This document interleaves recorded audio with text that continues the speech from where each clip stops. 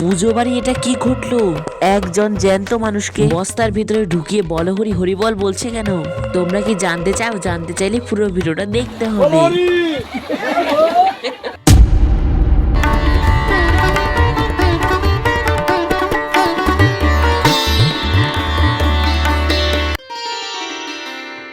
Hello guys, তোমরা সবাই কেমন আছো?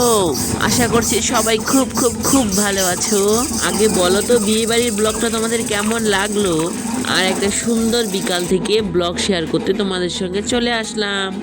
আর দেখো আমাদের বাড়ির চারপাশে শুধু সবুজে সবুজ। এই মাঠগুলোতে কিন্তু পুরো আলু করা হয়েছে, আর আমরা অল্প জায়গায় একটু আলু করেছিলাম, সেই আলুগুলো আজকে তুলছি। তোমরা হয়তো জানো না, আমাদের একটা ফেসবুক পেজ আছে, সেখানে আমরা মিনি কিচেন ভিডিও শুট করি। তো বন্ধুরা এইখানেও আলু তুলছে, আমিও বলেছিলাম।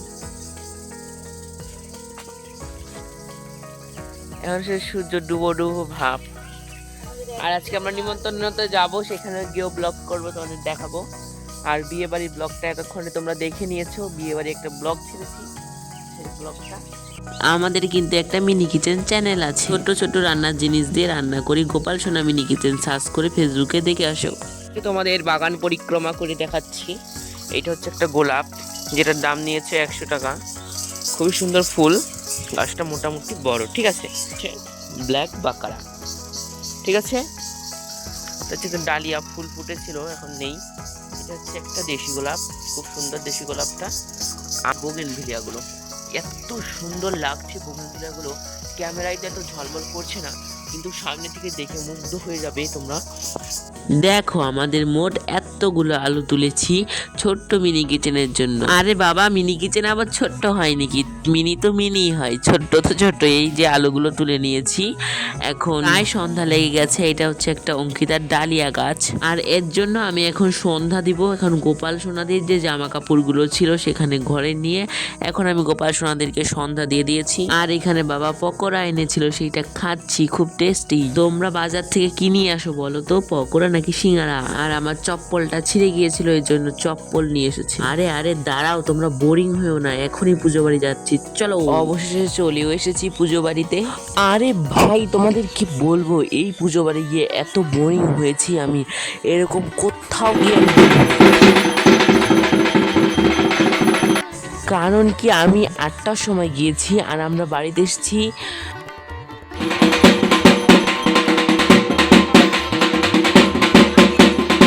মোটামুটি 1:30টার সময়। কারণ হচ্ছে পুজো কখন হবে, তারপর প্রসাদ দিবে, তারপর খাবো, তারপর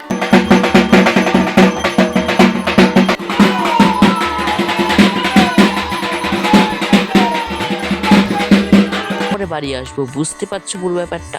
অনেক অবসান, অনেক ধৈর্য সহ্য করার পর এখানে দেখতেই পারছো মায়ের কিন্তু এখানে পুজো হচ্ছে। শুধু কালী পুজো না, মনসা পুজো হচ্ছে, আর হোম হয়ে গেছে। আর এখানে দেখতে পারছো একজন ঘুমিয়েছে মানুষটা।